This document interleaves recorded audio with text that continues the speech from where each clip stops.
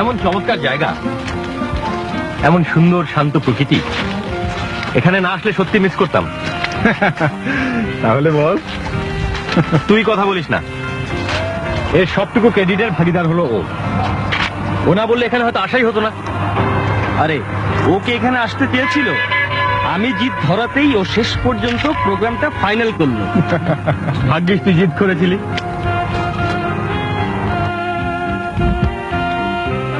এই জঙ্গলে পাখিটা কি পাওয়া যায়নি?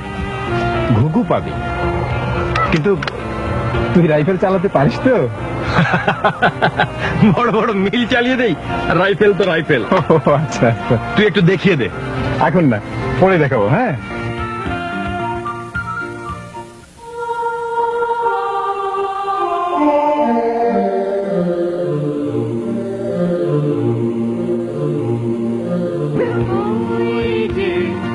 আকাশের গায়ে দূরের বলাকা ভেসে যায়, ওরা বাসা বাঁধে না, ওরা চঞ্চল, ওরা উদ্যম, ওরা কারোর ব্যথায় কাঁদে না।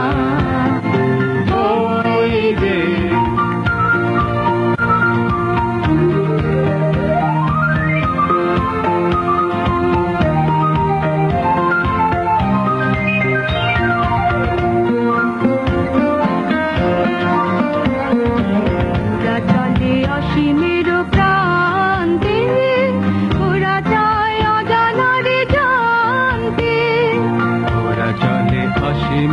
প্রান্তে, ওরা যায় অজানার জানতে, ওরা অলকার গান, ওরা অলকার গান, ধরণীর তুলি মেখে ক্লান্তি জড়ানো সুর সাধে না, ওরা বাসা বাঁধে না, ওরা চঞ্চল, ওরা উদ্যম, ওরা কারোর ব্যথায় কাঁদে না।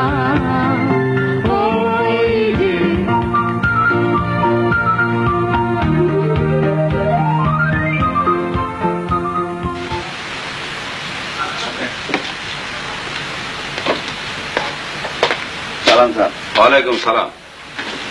তারপর হাবিল খা, শেষ পর্যন্ত তুমি ধরা পড়লা। আপনার ইন্সপেক্টর দা চালাক, আমার ঠিকই ধরে হলেন।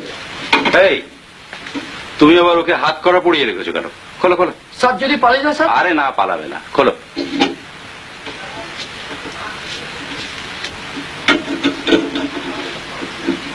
হাবিল খা, বসো বসো।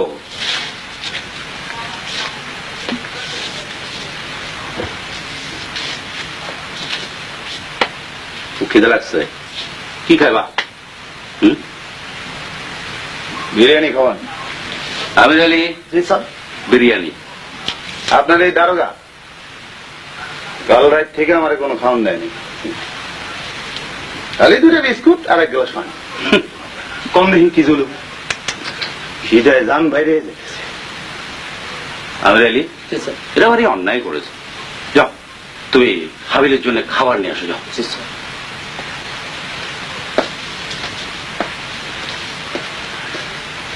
তারপর হাবিল খা, আসো কেমন? কেমন আছো? দেখো হাবিল খা, তুমি একলা ধরা পড়ছো, জেল হইলে তোমার একলা দিব। তুমি তো আমার চেনো, প্রমাণ দিয়া 14 বছর জেল করানো আমার জন্য কোনো অসুবিধা না। কি করবা? মুখ খুলবা? মুখ খুললে আমার লাভ। আচ্ছা, রমিজ আর মধু ডাকাতি করার সময় কাঠের আলমারি থেকে যে টাকা নিছিল সেটা কি তুমি পাইছিল? আর কত আসছিল জান? দেখো, যেই বাড়িতে তোমরা ডাকাতি করছিলা সেই টাকাটা কিন্তু গুড় বেচা টাকা। কত আসছিল জানো? আরে 55,536 টাকা। কি হলো? ওই বিশ্বাস করলাম না, হ্যাঁ? এই দেখো গুড়ের বিষাদ। রমিজ আর মধু আমারে ঠকাইলো। ও তাহলে রমিজ আর মধু এই ডাকাতিতে আসিল। হ্যাঁ আসলে তো কিন্তু আমার দিয়া অগর আপনি কোনোদিন ধরাইতে পারবেন না। আচ্ছা ওরা বেইমানি করার পরও হ্যাঁ, বেইমানি করছে, বেইমানি করছে তো কি হয়েছে? আমার খুব খিদা লাগছে। খিদা লাগছে বলেই তো খাবার আনতে পাঠাইলাম। আচ্ছা হাবিল, আচ্ছা তোমার কি লাভ হইব ওগো না ধরাইয়া? আমার কি লাভ হইব আপনার কাছে মুখ খুললে? সেটা তো কইলেন না স্যার। পারবেন পারবেন আমার এই স্বাভাবিক জীবন ফেরত দিতে, একটা কাম জোগাড় করে দিতে, পুলিশের খাতা থেকে আমার নাম মুছতে, যেন ভালোভাবে বাঁচবার পারি? ওষাদ ওষাদ কন্যা। দেখো হাবিল, তুমি পুরানো পাপী, আইন কানুন তুমি আমার থেকে কম বোঝো না। এতবার ধরা পড়ছো, এতবার তোমার থানায় নাম উঠছে, সেই নাম মুছা ফেলা কি এত সহজ? হ্যাঁ, আপনি কি আমার রাজসাক্ষী হইতে কইতেছেন? হ্যাঁ যেটা তুমি ভালো বোঝো। তবে রাজশাহীর শর্ত তো তুমি জানো, হ্যাঁ জানো না? আপনি কি আমার গ্যাং কেসের আসামি বানাবেন? গত 15 বছরেও কিন্তু আমি গ্যাংয়ের কাম করিনি। সেটা আমি জানি। আরে গ্যাং কেসের কামের সাথে জড়িত না থাকলে তোমার আমি গ্যাং কেসের আসামি বানাবো কেন? জানো, আমি মিশা কথাটা একদম পছন্দ করি না। আমি তোমার মায়েরে বিয়া দিছ মাস্টারের লগে, নিজে শ্বশুর হয়ে গেছে। আচ্ছা দেখো, এই শ্বশুর হয়ে আর কতকাল এইরকম খারাপ কাম করবা কও? হ্যাঁ, এইরকম পাপ কাজ করবা কেন? হ্যাঁ, আমার ধরা পড়ার খবর হেরা যায়নি ফেলাইছে। জামাই কইছে মাইয়ারে বলে ছাইরে দিব। আমার আমার আর বাইসে থেকে কি হইব কোন সাহেব? না, তুমি আমার উপর বিশ্বাস রাখতে পারো না? তোমার জামাই তোমার মায়ের ছাড়বো না। আরে ছাড়াটা কি এত সহজ? হ্যাঁ, দেওয়া হবে। তুমি যদি মুখ খোলো, তুমি মুখ খুললে তোমার আমি একটা কাম দিয়া স্বাভাবিক জীবনে আবার ফিরাই আনো। কি হাসো, আপনার নামটা কোনই শুনছি। আমার আমার 2-3 বছর জেল হয় হোক, তবু আল্লাহ যেন আমার স্বাভাবিক জীবন ফিরে দেয়। আমার মাইয়াটার উপরে যেন আল্লাহ রহম করে। স্যার, ও স্যার, আপনি আমার মায়ের ঘর ঠিক করে দেন। এই ডাকাতির ব্যাপারে আমি সব কম, সব আমি রাজসাক্ষী হব। Very good, well good. আমি জানি হাবিলের খাবার এনেছো? দাও ওকে বিরিয়ানি দাও। দাও দাও স্যার, দাও। নাও। গুড। হাবিল, তোর খিদা লাগছে, তুমি খাই লো। হ্যাঁ, যাও।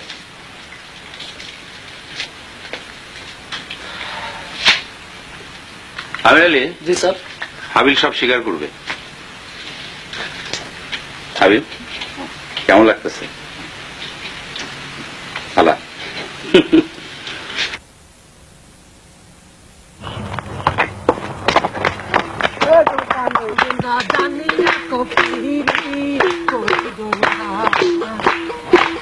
ভাগনা জানিয়া কপি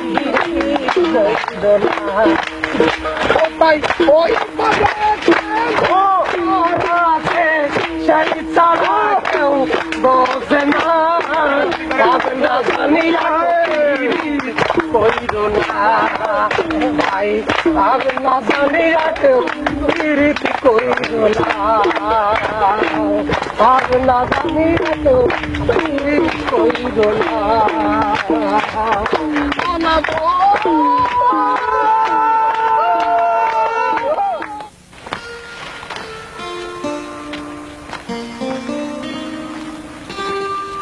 আমি একটু ওই বনের ভেতর থেকে ঘুরে আসি। তুই যেতে চাচ্ছিস যা, তবে দেখিস ওই গাছ ছাড়া মাটিতে কোনো পাখি মারতে যাবি না। ঠিক আছে ভাই, ঠিক আছে, ভুল হবে না। দি ট্রেনার। এই দেরি করিস না আবার, আমরা তাড়াতাড়ি ফিরবো। আচ্ছা।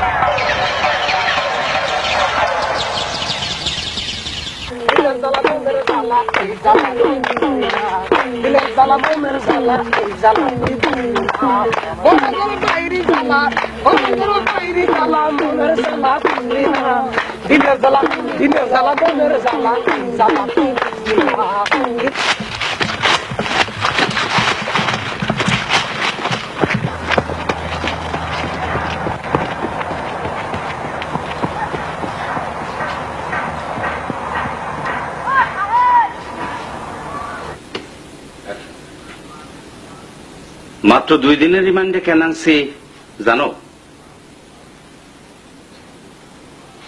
আমার মায়ের কাছ থেকে ওই হারটা নিয়েন না স্যার। ওরা জানে না যে এটা চোরাই হার। আমার মায়ের কথা চিন্তা করে আমি এইটুকু গোপন করছিলাম। তোর মায়াটা তো নিষ্পাপ, কিন্তু তুই তো বেটা আমারে কইতিস আমার সঙ্গে বেইমানি। না না, বেইমানি না। আমার মাইয়া, আমার ভুল হয়ে গেছে স্যার।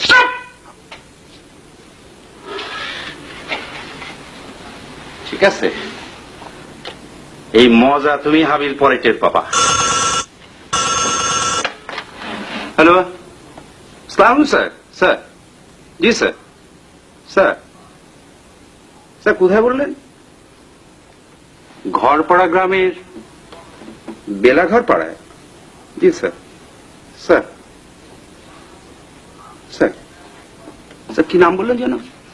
রহমত আলী। জি স্যার। স্যার এটা তো একটা স্যার, না স্যার, স্যার, স্যার এটা তো একটা simple murder case, murder for gain নয় স্যার। স্যার আমরা সিআইডি এই কেস নিয়ে কি করবো স্যার? জি স্যার। স্যার ঠিক আছে স্যার, আপনি পাঠিয়ে দিন।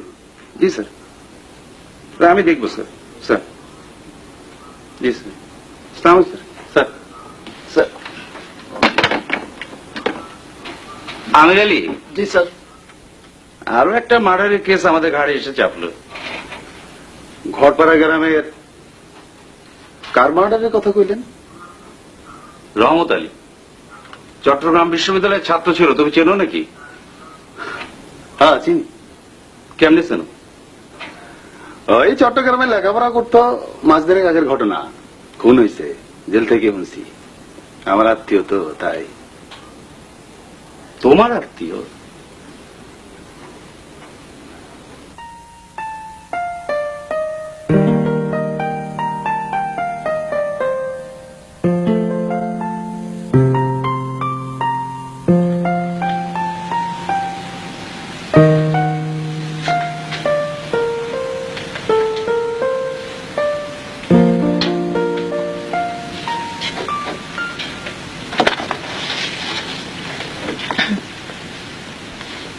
এই ধরনের যে কোনো মারাত্মক ঘটনা তীব্র মনোবিকৃতির কারণ হতে পারে। একটি মারাত্মক অপ্রত্যাশিত দুঃখজনক ঘটনায় একজন সুস্থ ব্যক্তি মানসিক কারণজনিত সাইকোসিসে ভুগতে পারে। আমরা জানি মানসিক কারণজনিত সাইকোসিসগুলোর মধ্যে ক্রিয়াগত গোলযোগ থাকে বলে তাদের দেহযন্ত্রাদির বিশৃঙ্খলতা বলা হয়ে থাকে। এই সাইকোসিস কয়েক প্রকার, সেগুলো হচ্ছে সিজোফ্রেনিক প্রতিক্রিয়া, প্যারানয়েড প্রতিক্রিয়া,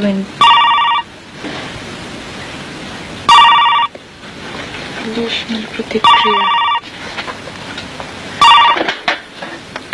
হ্যালো, ও তুমি? হ্যাঁ বলো। সকালে? না, সকালে তো আসতে পারবো না। বিকেলে?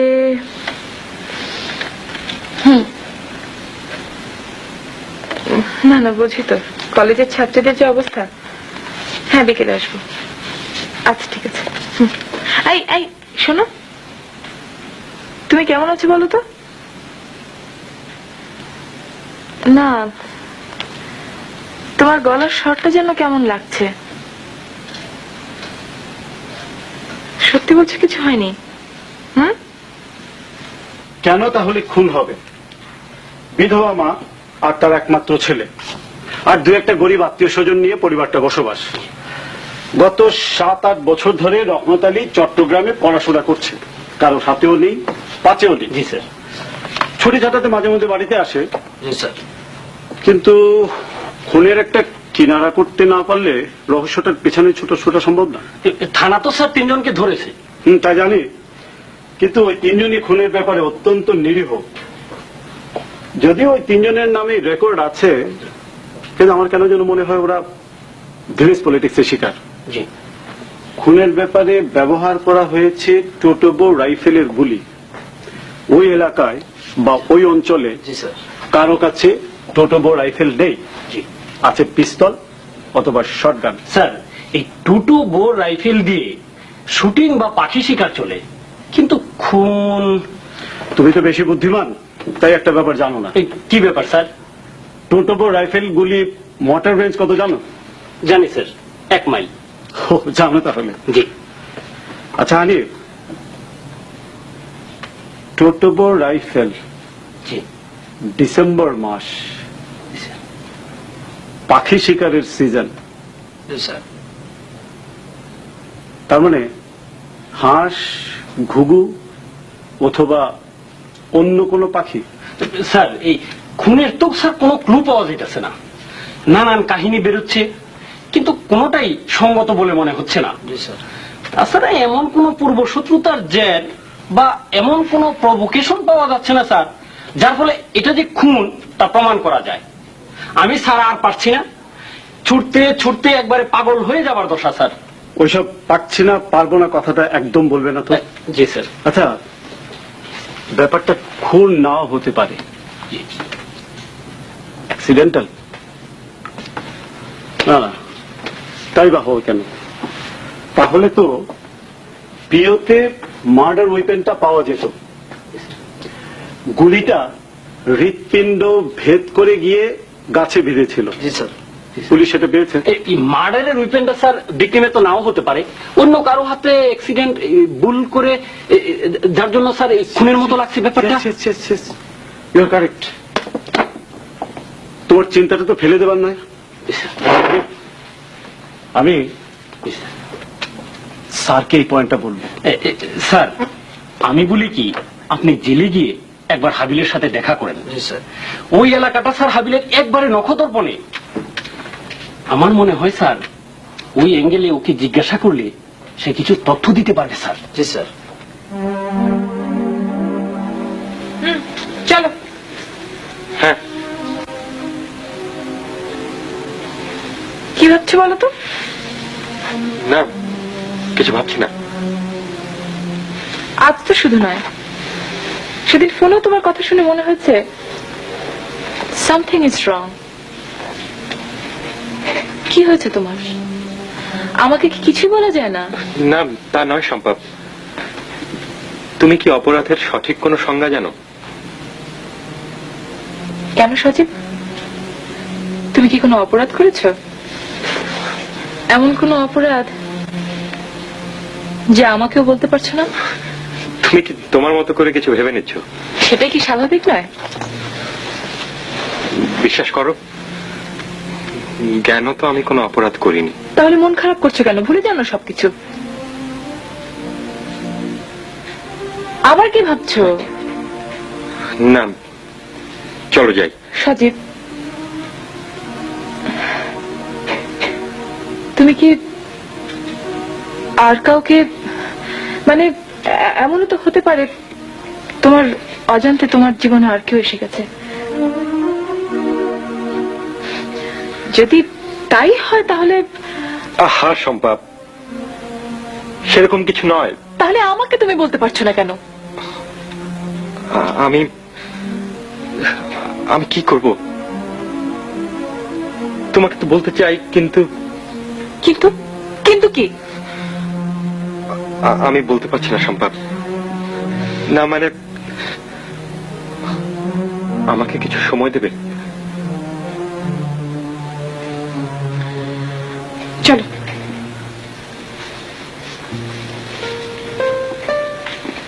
এতদিন পর তো এই গরিব ভাইটার কথা মনে করলে। পাশ করার পর সেই প্রথম একবার দেখলাম, তারপর তো এই ফুফুর সঙ্গে প্রায় কথা হয় রে। কি কথা হয়? তোর নাকি আজকাল কি হয়েছে? মাসখানেক ধরে তুই নাকি কথা বলিস না, খাস না ঠিক মতো, সবসময় মনটা খারাপ। আচ্ছা, তোর যদি কোনো সমস্যা থাকে সেটা আমাকে বলবি তো? না না, আমার তো কোনো সমস্যা নেই। নেই? এই খেতে এসো, এসো সজীব। ভাবি আমি আজকে চলি, আমার একটু কাজ আছে। সজীব শোনো। বাহ,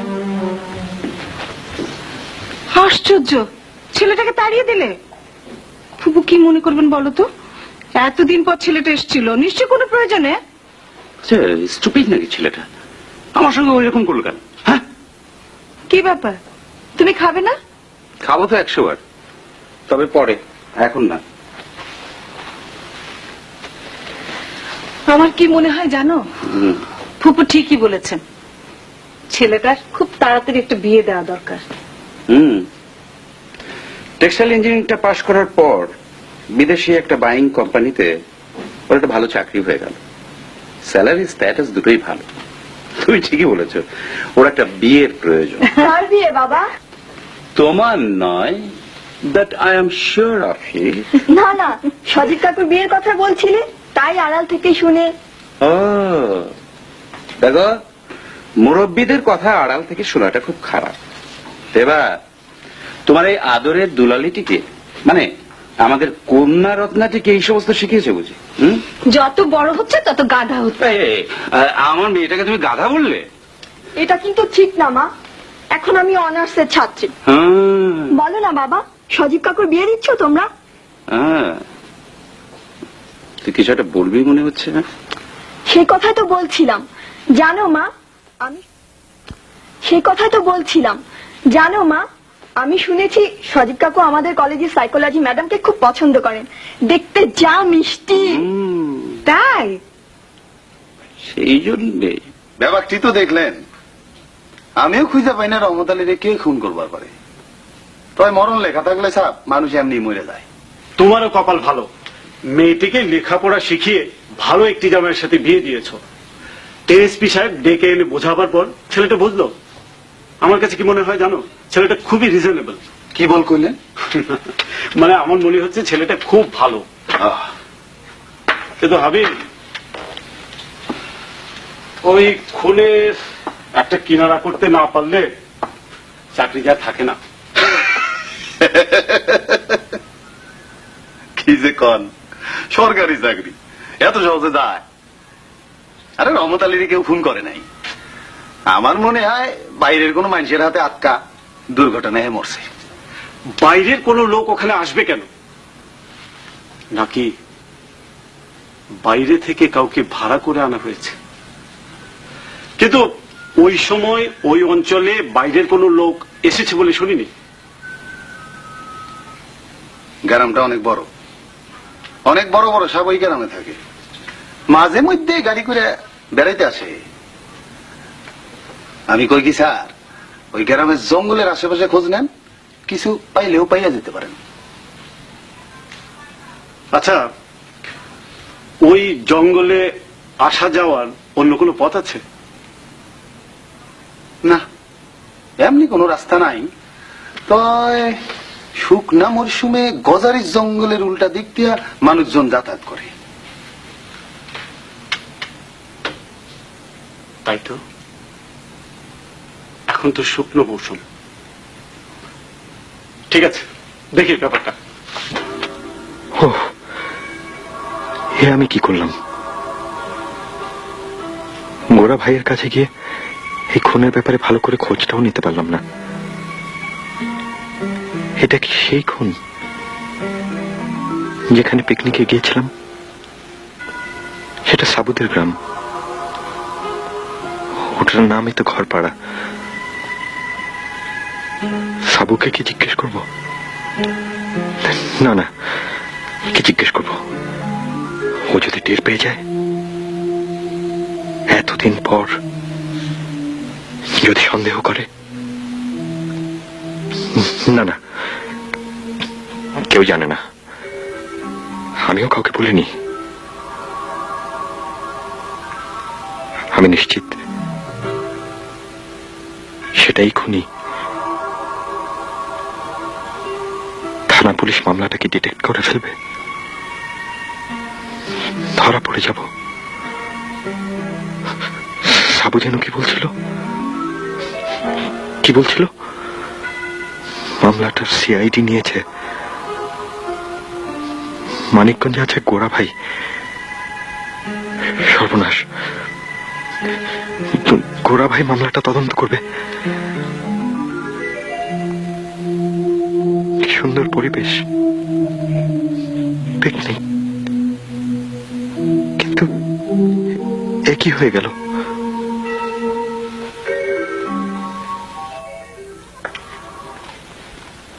সজীব, কে? ও আপা, কি ব্যাপার অমন চমকে উঠলে কেন? মনে হচ্ছে ভূত দেখেছিস। কি বলতে এসেছিলে তাই বলো।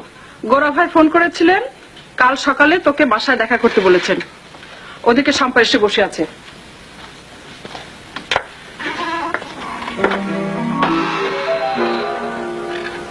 সর্বনাশ, গোরা ভাই কি মামলাটার ব্যাপারে আমাকে ডেকেছেন? আমাকে কি সন্দেহ করছেন?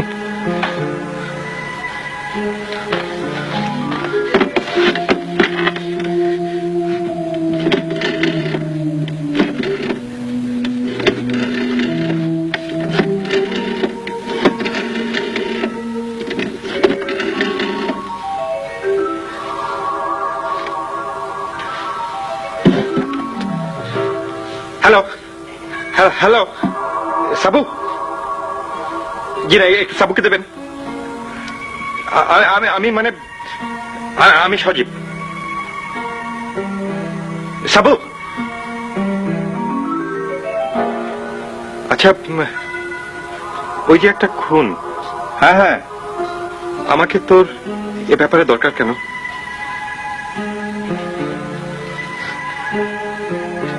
নিরীহ 3 জনকে পুলিশ গ্রেফতার করেছে, তা আমি তার কি করব? গোরা ভাইকে বলবো কেন? গোরা ভাই মামলাটা তদন্ত করছেন। কোন খুনের মামলা? কি বলতে বলছিস? কোন কোন মানে? এতক্ষণ কি আলাপ করছি তাহলে? ও আচ্ছা, যেদিন আমরা পিকনিক করতে গেলাম সেদিনই তো একটা খুন হলো, আর যে খুনের ব্যাপারে তোকে এতক্ষণ বললাম। হ্যাঁ, না বুঝেছি, তোকে দিয়ে হবে না। শোন, তুই শুধু তোর গুড়াবাইকে আমার সঙ্গে পরিচয় করিয়ে দিবি। আচ্ছা।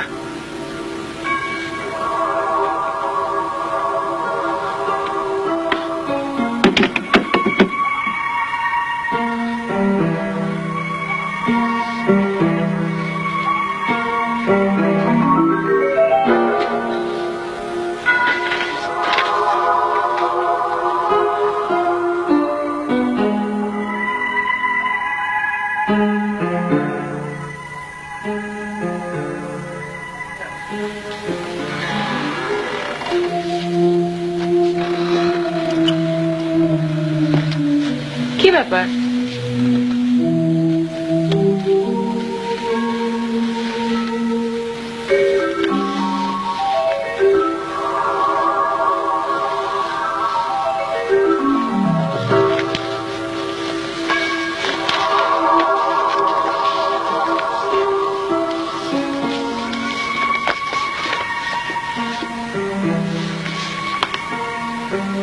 নৃশংস হত্যাকাণ্ড।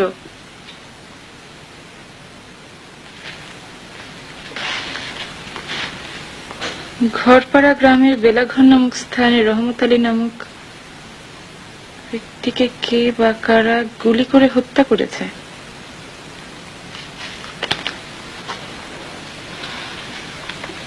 এই ব্যাপারে মানিকগঞ্জ থানায় একটি মামলা দায়ের করা হয়েছে। 3 জন গ্রেফতার।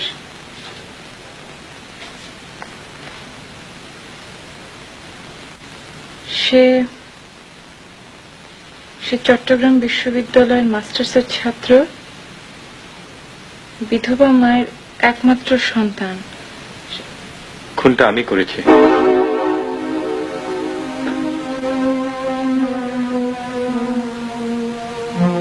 কি কি বলছো তুমি?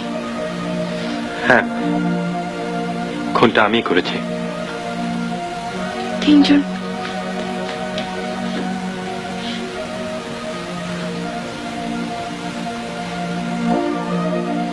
সজীব, সজীব, তুমি বলো এ মিথ্যে? না শম্পা, এ সত্যি। কিন্তু বিশ্বাস করো, এটা ছিল স্রেফ একটা দুর্ঘটনা। লোকটাকে আমি দেখিনি, আমার আঙ্গুলটা ছিল ট্রিগারে। তারপরে হঠাৎ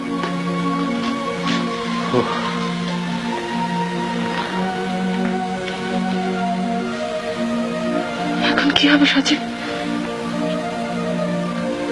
আমাদের কি হবে?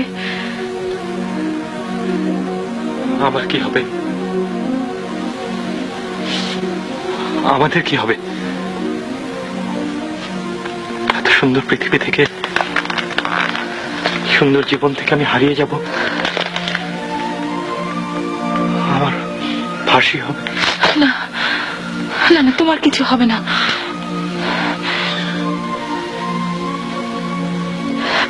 সজীব, সজীব, তোমাকে আমি হারাতে পারবো না। এটা তো একটা দুর্ঘটনা, তোমার কোনো হাত ছিল না, তোমার তো কোনো দোষ নেই।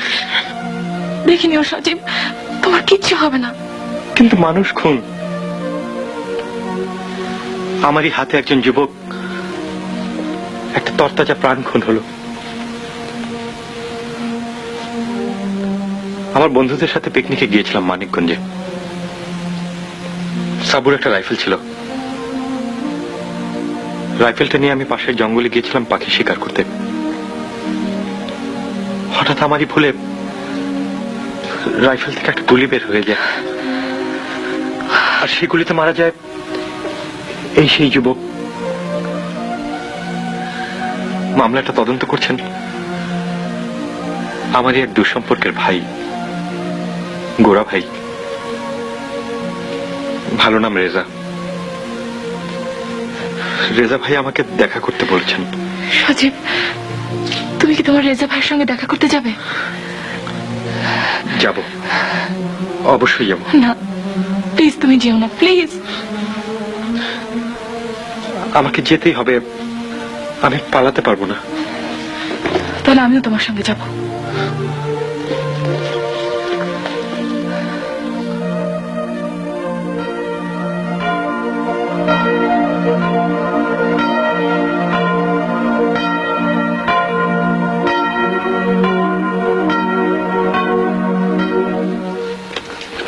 ভাবি, গোরা ভাই নাকি আমাকে আসতে বলেছিলেন। কই জানি না তো। হ্যাঁ রে সজীব, তুই সেদিন অমন করে চলে গেলি কেন? নাকি তো ঠিক চিনতে পারলাম না। মা, ইনি আমাদের কলেজের সাইকোলজি ম্যাডাম, যার কথা তোমাকে বলেছিলাম। আসসালামু আলাইকুম। ওয়ালাইকুম সালাম। তোমার সঙ্গে পরিচয় হয়ে ভালোই হলো। রিনির মুখে তোমার অনেক কথা শুনেছি। এসো ভেতরে এসো, এসো। সেদিন যে বড় না খেয়ে চলে গিয়েছিলে। আমার কাজ ছিল। বানিয়ে বলো না কাকু। বানাবো মানে? গুল মেরো না। তুমি যে আসলে বাবার কথায় রাগ করে চলে গেছো সেটা আমি ঠিক বুঝেছি। খুব বুঝতে শিখেছিস না? এই কাকু, জানো তোমার কি ব্যবস্থা হচ্ছে? জানি না তো। তোমার গলায় ফাঁসি দেবার ব্যবস্থা হচ্ছে। কি বাজে কথা বলছিস? না মানে আমি কি করেছি? তুমি যে কি করে বেড়াচ্ছ সেটা আমরা সবাই জানি। তোমার মা মানে আমাদের একমাত্র জীবিত দাদি এসেছিলেন, আমি তাকে সব বলে দিয়েছি। কি বলেছিস? কিরে, সেদিন যে বড় না খেয়ে চলে গেলি, ইনি ঠিক চিনতে পারলাম না। বাবা, ইনি আমাদের কলেজের সাইকোলজি ম্যাডাম, যার কথা তোমাকে বলেছিলাম। ওয়ালাইকুম আসসালাম। আচ্ছা তোরা বল, আমি টেলিফোন ছেড়ে দিই। হ্যালো, সালাম স্যার। স্যার, জি স্যার। স্যার, হ্যাঁ স্যার, সব কটা সম্ভাবনা নিয়ে কাজ করছি স্যার। জি স্যার। স্যার, হ্যাঁ স্যার, হতে পারে স্যার। স্যার, হ্যাঁ স্যার, এইগুলিতেই অ্যাক্সিডেন্টালি ভিকটিম মারা যেতে পারে স্যার। স্যার, জি স্যার। না স্যার, কোনো মোটিভ এখনো আমরা খুঁজে পাইনি স্যার। জি স্যার। স্যার, স্যার, হ্যাঁ স্যার, আমি নিজে ছেলেটার মার সঙ্গে দেখা করেছি এবং জিজ্ঞাসাবাদও করেছি স্যার। স্যার, জি স্যার। না স্যার, না। হ্যাঁ স্যার, স্যার, একটা সম্ভাবনা নিয়ে আমরা কাজ করছি স্যার। হ্যাঁ স্যার। হ্যাঁ স্যার, হয়তো পেয়ে যাবো খুনের আসল কারণটা স্যার। জি স্যার। স্যার, না স্যার, আপনি চিন্তা করবেন না স্যার। স্যার, সালাম স্যার। Sir, sir, sir. আমাকে দেখেছো? টুকুর সঙ্গে কথা হলো। দেখুন দেখুন, ওর কোনো দোষ নেই। ওর যে কোনো দোষ নেই সে আপনাকে দেখে বুঝতে পারছে। কি বলো রে বা, ঠিক বলিনি? তুমি ঠিকই বলেছো, আমার দেবরের পছন্দ আছে। মানে আপনারা কি বলছেন আমি ঠিক বুঝতে পারছি না। না না, না বুঝলেও চলবে। আপনি যে কেন উদ্বিগ্ন সেটা বেশ বুঝতে পারছি, তবে কোনো সমস্যা হবে না। এর মধ্যে আমি আর আমার ফুপু আমরা সব খবর নিয়েছি। আপনি যে জাস্টিস এবার চৌধুরীর মেয়ে সেটাও আমরা জানি।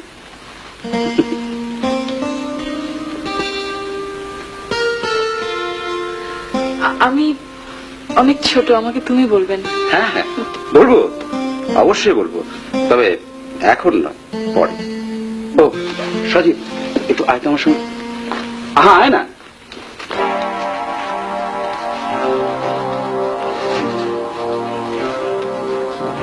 মার্ডারের ঘটনাস্থলটা স্যার গোরপাড়া গ্রামের এক কিনারায়। ওই জায়গাটা থেকে একটা জঙ্গল, মানে স্যার গজারির বন শুরু হয়েছে। জঙ্গলের মাঝে মাঝে স্যার নিচু জমি, আবার এক মৌসুমের ফসলি জমিও আছে। জঙ্গলটা স্যার যেখানে শেষ হয়েছে সেটা একটা উঁচু জায়গা, একটা পিকনিক স্পট, বেশ দূরে, প্রায় মাইল 3 হবে স্যার। আশেপাশে কি কোনো বসতি আছে? না স্যার। ওই পথে হাঁটা চলার সময় কাউকে দেখনি? না স্যার, তবে ওই পিকনিক স্পটের আধা মাইলের কাছাকাছি এই শুকনা ডালপালা কুড়াতে 2-1 জনকে দেখেছি, কিন্তু স্যার তাও তারা স্যার অল্প বয়সী। তাদেরকে কিছু জিজ্ঞেস করনি? না স্যার। কেন করনি? পিকনিক স্পট লাস্টটা ডিটেক্ট হয়েছে পরদিন ভোরে। জি স্যার। 13 তারিখ বিকেলবেলা রহমত আলী ওই নির্জন এলাকায় গিয়েছিল। জি স্যার। কেন গিয়েছিল? স্যার জমি দেখতে, আর স্যার যাবার সময় তার মাকে বলে গেছে। শুধুই কি জমি দেখতে নাকি অন্য কোনো কারণ আছে? এক কাজ করো, একটা খোঁজ নাও রহমত আলীর কোন মেয়ের সাথে সম্পর্ক ছিল কিনা। এসপি সাহেব বারবার এই পয়েন্ট আমাদেরকে দেখতে বলেছেন। যদি কোনো মেয়ের খোঁজ পাওয়া যায় তাহলে তার বাড়ি ঘটনাস্থলের আশেপাশেই হবে। স্যার, এই সময়ে কাউকে কি খুঁজে বের করা সম্ভব হবে? তাছাড়া লোকাল পুলিশ তো স্যার এগুলো কিছুই খুঁজে পায়নি, তাদেরই তো স্যার প্রথমে এগুলো পাওয়ার কথা ছিল। জি স্যার। তবুও তোমরা খোঁজ করো, কাল এসপি সাহেব আসলে আমি স্যারকে দিয়ে ওই জঙ্গলের পথটা দেখে আসবো। জি স্যার। জি স্যার। খুব ব্যস্ত বুঝি? হ্যাঁ, অনেক কাজ জমে গেছে, এগুলো সব গুছিয়ে ফেলতে হবে। তাহলে আমি যাই। না না, যাবে কেন? বসো। ঘন্টা দুয়ের জন্য চলো কোথাও বেরিয়ে পড়ি, ফিরে এসো আমি এগুলো গোছাতে পারবো। আচ্ছা তোমার কি বুদ্ধি বলো তো, বাইরে কেউ যদি তোমাকে দেখে যে তুমি অফিস থেকে আমাকে নিয়ে ঘুরছো, কি ভাববে বলো? যে দেখার দেখুক, আমার কোনো ভয় নেই। আমার কিন্তু লজ্জা লাগবে, বলবে কি আদেকটা রে বাবা। কে কি ভাবলো তাতে আমাদের কিচ্ছু এসে যায় না। খুব খিদে লেগেছে, দুপুরের খাবারটা কোথাও একসঙ্গে খাবো, তারপর Yes. Sure. Put him on.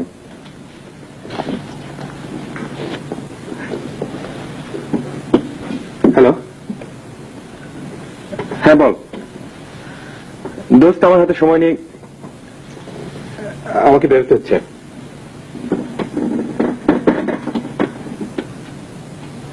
পিকনিকের দিনে?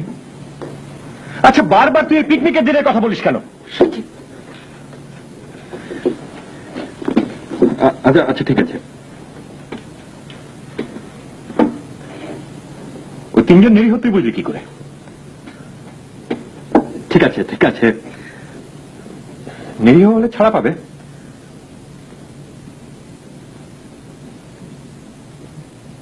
না না, গ্রামের লোক বলে কি তোর এর ভিতরে যাবার কোন দরকার আছে?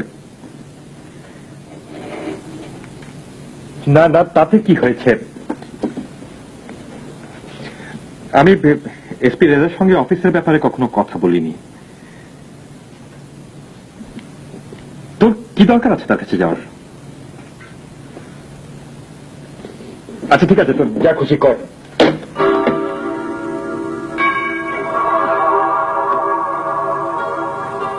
সর্বনাশ, সাবু যদি গোরা ভাইয়ের সঙ্গে দেখা করতে চায়, রাইফেলটা সাবুর, গোরা ভাই যদি সব জেনে ফেলেন। সজীব, সাবু ভাই এখন কি করতে চান? গোরা ভাইয়ের সঙ্গে দেখা করতে চায়। তা করুক না, কি হয়েছে তাতে? কি হয়েছে তাতে মানে? তার গ্রামের কারা যেন গ্রেফতার হয়েছে, সাবু তাদেরকে কেস থেকে বাঁচাতে চায়। আমাকে গোরা ভাইয়ের সঙ্গে সাবুকে পরিচয় করিয়ে দিতে হবে। এই পরিচয় করিয়ে দেওয়া মানেটা কি জানো? তুমি যা ভয় পাচ্ছ তা নাও ঘটতে পারে। কে বলেছে ঘটবে না? গোরা ভাই সব জেনে যাবেন, যা ঘটবার তাই ঘটবে। তোমাকে ছাড়া তো সাবু তার সঙ্গে দেখা করতে পারেন, তখন তুমি কি করবে? তাই তো, আমাকে ছাড়াও তো সাবু তার সঙ্গে দেখা করতে পারে। সজীব, আমি খুব ভয় পাচ্ছি সজীব।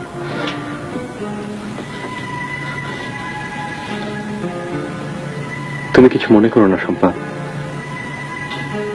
আমার ভয়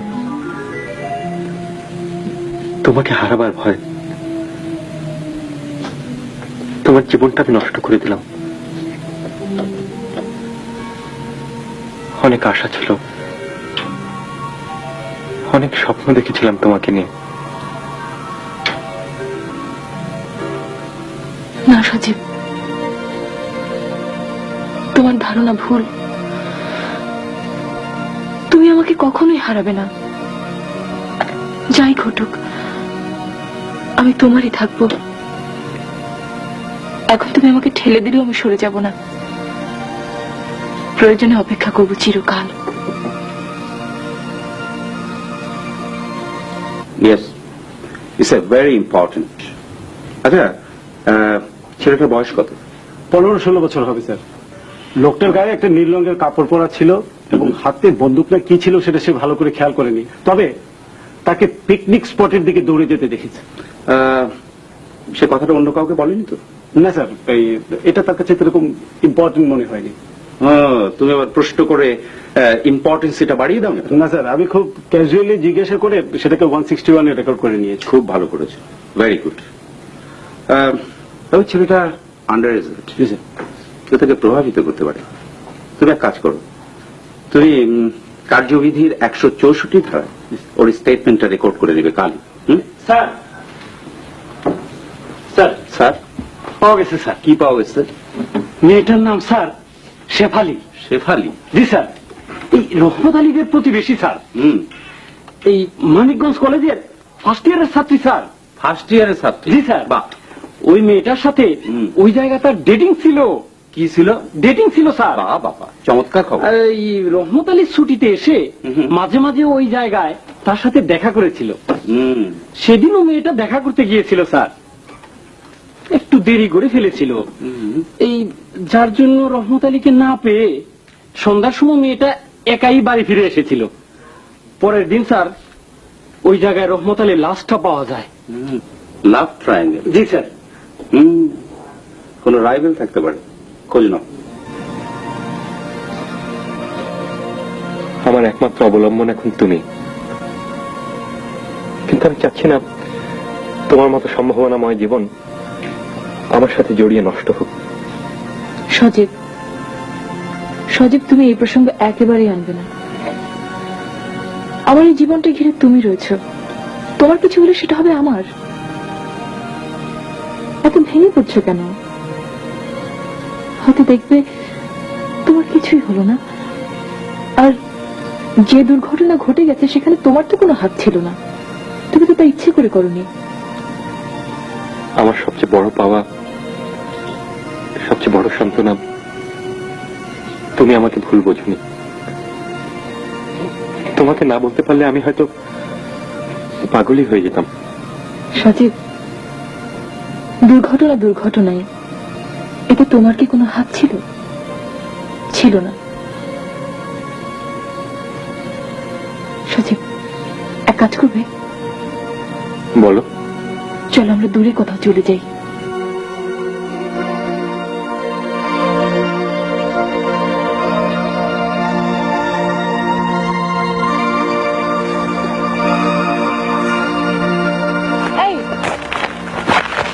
শুনতে পাচ্ছ? শুনতে পাচ্ছ? হ্যাঁ, পাচ্ছি। কি বলো তো? একটা প্রচন্ড নৈশব্দ, চারিদিকে শহরের কোলাহলবিহীন প্রকৃতির নিস্তব্ধতা। হ্যাঁ, আমি কি তাই বলেছি নাকি? কিছু নাম না জানা পাখির শব্দ শুনতে পাচ্ছ না? হ্যাঁ, পাচ্ছি। আমার না খুব ভালো লাগছে। এখানে কেউ চেনে না, কেউ আমাদের খুঁজবে না।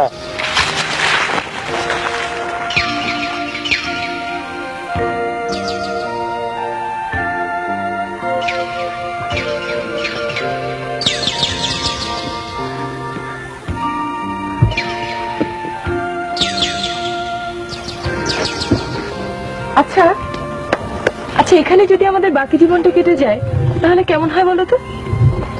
বেশ হয়, কিন্তু কিন্তু কি? এখানে আমাদের কেউ খুঁজে পাবে না। এখানে না হয় আমি একটা কোনো কাজ টাজ নিয়ে নেবো, আর তুমিও যদি কিছু একটা করো তাহলে আমাদের বেশ চলে যাবে। একটা ব্যাপারে আমি তোমাকে নিশ্চিত করতে পারি, এখানে আমাদের কেউ খুঁজে পাবে না। তা ঠিক, কিন্তু সম্ভব।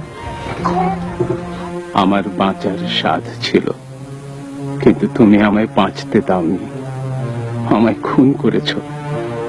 তুমি খুনি। না না, আমি খুন করিনি। এটা একটা দুর্ঘটনা, বিশ্বাস করো, এটা একটা দুর্ঘটনা। হ্যাঁ তাই তো, এটা একটা দুর্ঘটনা। তুমি খুনি নও, তুমি অপরাধী নও।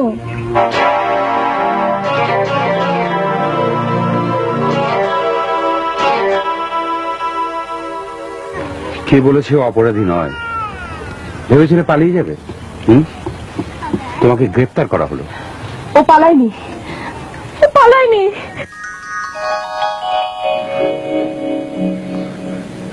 না না শম্পা, আমি পালিয়ে যাব না। যে দুর্ঘটনায় আমার কোনো দোষ ছিল না, তার পরিণতি থেকে বাঁচার জন্য আমি পালিয়ে যাব না। আমাদের প্রতিবেশী হিসেবে রহমান ভাইকে আমরা সবাই চিনি, খুব ভালো লোক ছিলেন তিনি। তার কোনো শত্রু থাকতে পারে এমন কথা আমরা কেউ ভাবতেও পারি না। আচ্ছা, আপনারা কয় ভাই বোন? আমরা 2 ভাই 2 বোন। বাড়িতে এখন শুধু আমার ইমিডিয়েট এই ছোট বোনটা থাকে। ও মানিকগঞ্জ কলেজের ফার্স্ট ইয়ারের ছাত্রী। আচ্ছা, আপনি কি রহমত আলীকে চেনেন?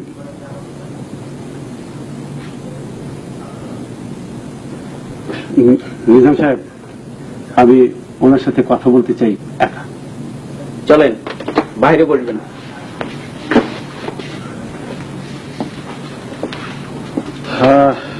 আমি জানি আপনার এই মুহূর্তে খুব কষ্ট হচ্ছে, তবুও আপনি কি আমাকে সমস্ত ঘটনা খুলে বলবেন?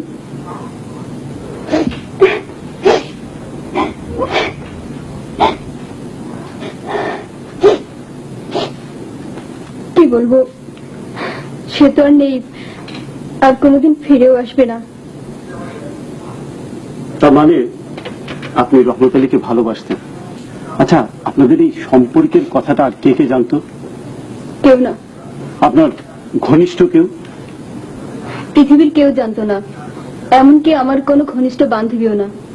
আচ্ছা, আপনি কি বের করতে পারবেন না খুনিকে? আচ্ছা, এই আপনাদের সম্পর্কের কারণে আপনাদেরকে কি কেউ হিংসে করত? আপনি বিশ্বাস করুন, কেউ আমাদের ব্যাপারটা জানতো না। এই মুহূর্তের আগ পর্যন্ত কেউ জানে না। আর কারোর সাথে কি রহমত আলীর কোন সম্পর্ক ছিল? না। আপনার সাথে রহমত আলীর পরিচয়টা কতদিনের এবং কিভাবে? বছর খানেক হলো। এসএসসি পরীক্ষার সময় নিজাম ভাইয়ের অনুরোধে রহমত ভাই আমাকে এসে মাছ ধরতে পড়াতেন, সেই থেকে। আচ্ছা, বলতে পারেন সেদিন রহমত আলী ওই এলাকায় গিয়েছিল কেন? আমরা প্রায় ওখানে দেখা করতাম যখনই তিনি গ্রামে আসতেন। সেদিন আমার একটু দেরি হয়ে গিয়েছিল, সন্ধ্যা পর্যন্ত অপেক্ষা করেছিলাম। রহমত ভাইকে না পেয়ে ফিরে আসি, খুব কষ্টও পাই, তার বাড়িতেও যাই, কিন্তু বাড়িতেও তার কোনো খোঁজ পাইনি। অনেক রাতে রহমত ভাইয়ের মা আমাদের বাড়িতে এসে তার খোঁজ করেন। তখনই আমার ভয়ে বুক কেঁপে ওঠে। কোথায় যেতে পারেন রহমত ভাই? সারা রাত ঘুমোতে পারিনি। পরদিন সকালে ওই জায়গায় তার লাশ। ঠিক আছে, ঠিক আছে, আমাকে বলার আগে এই ঘটনাটা কি আর কাউকে বলেছিলেন? না, আপনাকে প্রথম বললাম। Very good. এতক্ষণ আমি আপনার কাছ থেকে যা জানলাম তা যদি লিখে নেই, আপনার কোনো আপত্তি আছে? না। Good, very good.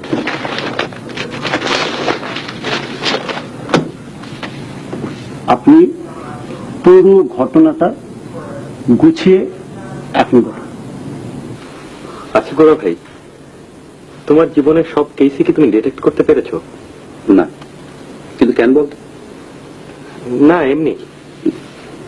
হ্যাঁ, যদি একটা কেসের পেছনে মনোযোগ আর সহযোগিতা ঠিকমতো পাওয়া যায়, বিশেষ করে বাদী এবং সাক্ষীর সহযোগিতা যদি পাওয়া যায়, অথবা কখনো কখনো যদি মূল আসামির সহযোগিতা পাওয়া যায়, তবে অবশ্যই মামলা ডিটেক্ট করা যায়। বুঝলাম না। তোর বুঝে কাজ নেই, এটা বইয়ের ভাষা, বুঝলি? আচ্ছা, এত প্রশ্ন থাকতে তুই আমাকে এই প্রশ্নটি করছিস কেন? না, এমনি। আচ্ছা সজীব বাবু, তুমি সবসময় মনটা এমন ভার করে থাকো কেন বলো তো? এই কি কথা ছিলি? তোর কি কখনো বুদ্ধি শুদ্ধি হবে না?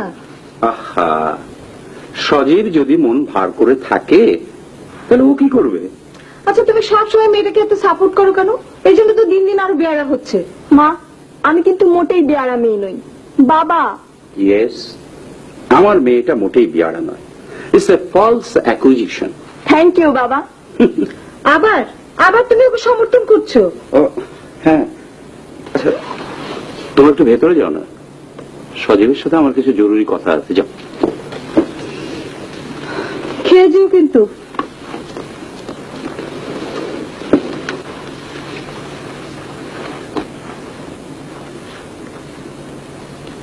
সজীব, সাবের খান তোর বন্ধু নাকি? হ্যাঁ, কেন, মানে কি হয়েছে? না, সেদিন আমার ক্যাম্পে এসেছিল। আমি অবশ্য বাইরে ছিলাম, ফিরে এসে শুনলাম একটা মার্ডার কেসে যে 3 জন আসামি ধরা পড়েছে তাদের ছাড়াবার ব্যাপারে সুপারিশ করতে এসেছিল। ওনাকে তোর বন্ধু বলছিল। আবার যাবে নাকি তোমার সঙ্গে দেখা করতে? আচ্ছা, মানিকগঞ্জের বাড়ি নাকি? ও টেক্সটাইল ইঞ্জিনিয়ার, আমার সঙ্গে পাশ করেছে, নিজেদের একটা স্পিনিং মিল আছে। আচ্ছা, মানিকগঞ্জে কোথাকার বাড়ি বলবি তো? ঘরপাড়া গ্রামে। ঘরপাড়া গ্রামে? আচ্ছা, প্রায় কি সে গ্রামে যায়? মানে এই বন্ধু বান্ধব নিয়ে পিকনিক টিকনিক? যায় হয়তো, আমি কি করে বলবো। এই, তুই এইভাবে কথা বলছিস কেন? কেমন যেন তোকে লাগছে? না মানে কিছু হয়নি তো। তুমি এমন ভাবে জেরা করছো যেন আমি একজন আসামি।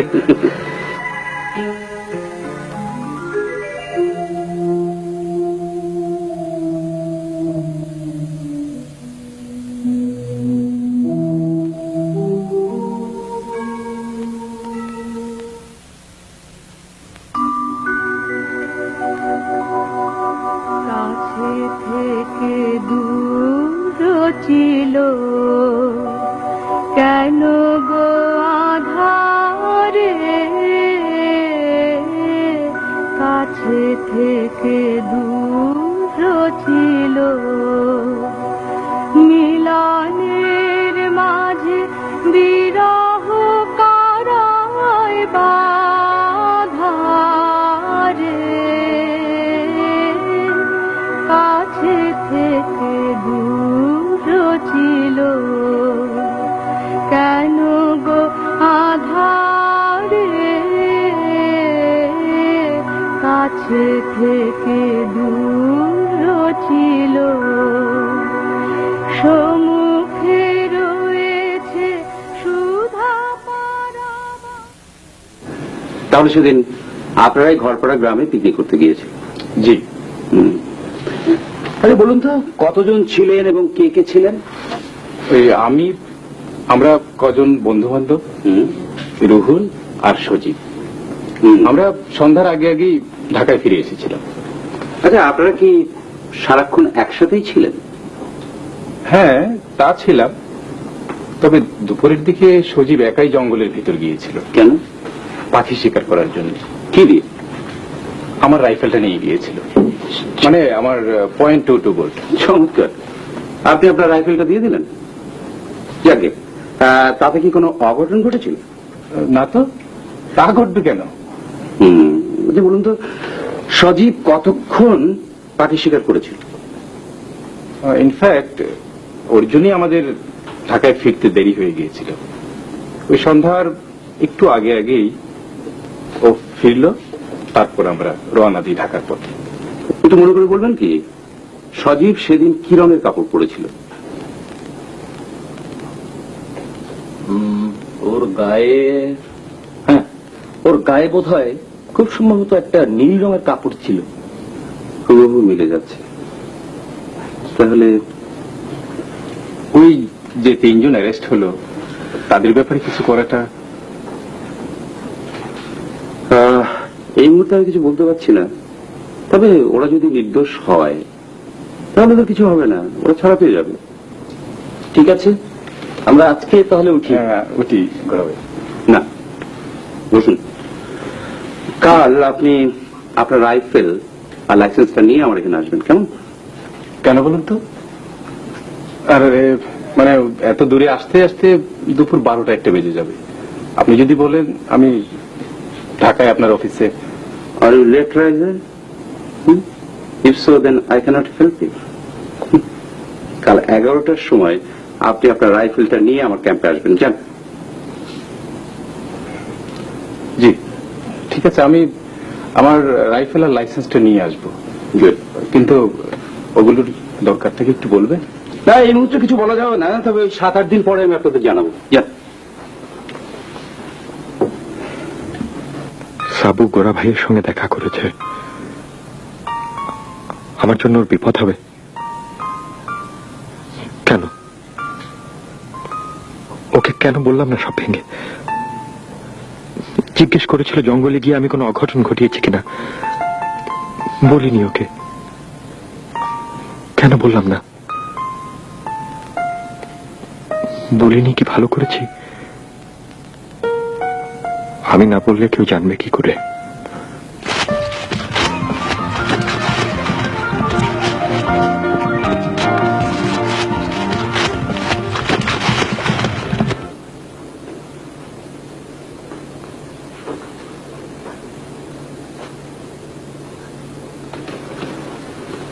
আমি নিজে আপনাদের বাসায় যাব ভাবছিলাম।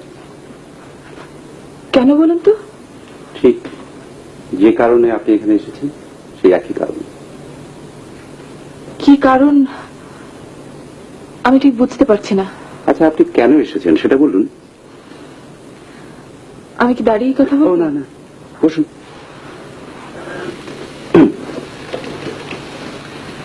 এবার বলুন কেন এসেছেন। আমি সজীবের ব্যাপারে।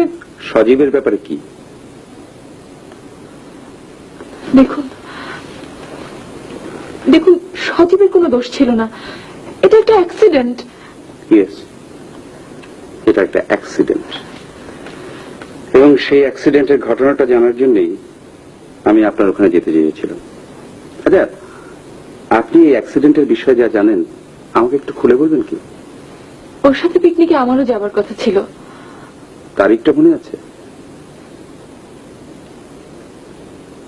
ডিসেম্বরের 13 তারিখ, মানিকগঞ্জে। কি একটা কাজে যেন আমি যেতে পারিনি। ওখানে পিকনিকে ওর বন্ধু রাইফেল নিয়ে পাখির শিকার করতে গিয়ে এই বিপত্তিটা ঘটে। বিশ্বাস করুন, এটা নিতান্তই একটা অ্যাক্সিডেন্ট। যে মারা গেছে তাকে ও কোনোদিন দেখেনি, চেনেও না। ওটাই ছিল ওর প্রথম রাইফেল চালানো। আপনি শিওর হলেন কি করে? ওকে 5 বছর ধরে আমি ঘনিষ্ঠভাবে চিনি, আমি শিওর হব না? সজীব এসব কথা আমাকে কেন খুলে বলছে না বলতে পারেন?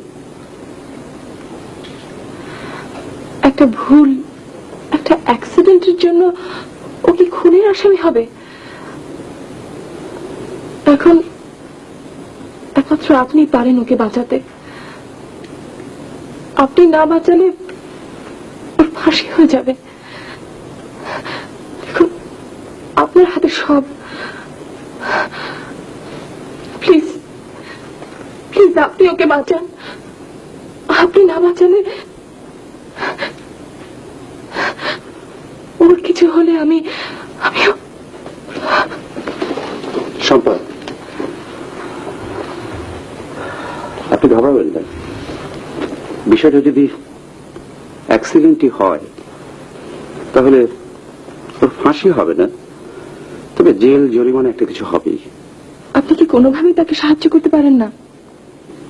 না, পারি না। আইনের হাতে আমার হাত পা বাঁধা, তবে আপনি পারেন। আমি সেটা কিভাবে বলবেন? হ্যাঁ, আপনি ওকে বলবেন ও যেন পালিয়ে না যায়। পালিয়ে গেলে বিচারেও কোনো সিম্পাথি পাবে না। আর ও যেন সমস্ত কিছু সত্য বলে। ও তো আপনারই ভাই, ওকে এত ছোট ভাবছেন কেন? ও কখনই পালাবে না, এই ব্যাপারে আমি আপনাকে নিশ্চিত করতে পারি।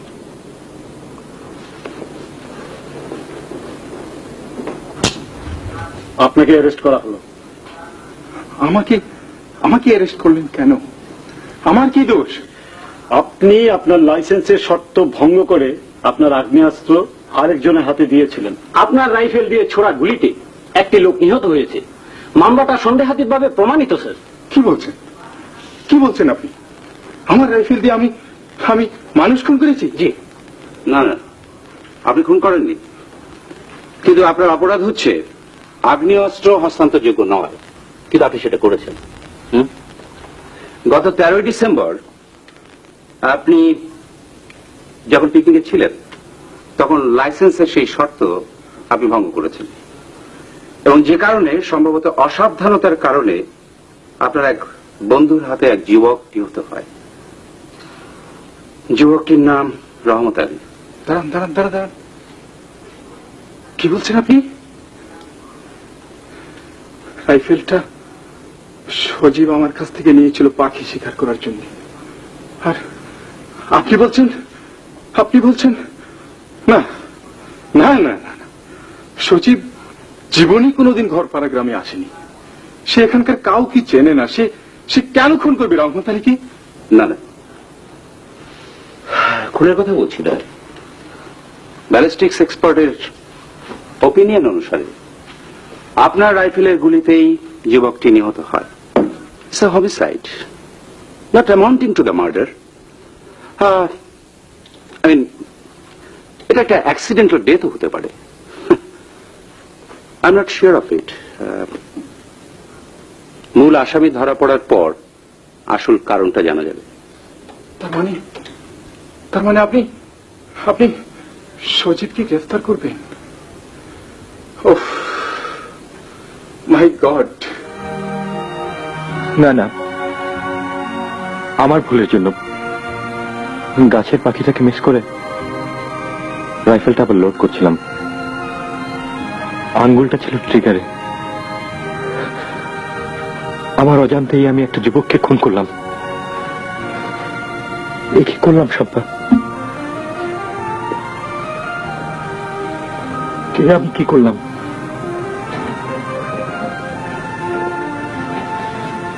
শম্পা, শম্পা, আমাকে ক্ষমা করো, আমাকে ভুলে যাও। কেন সজীব? আমি গোরা ভাইয়ের কাছে যাব,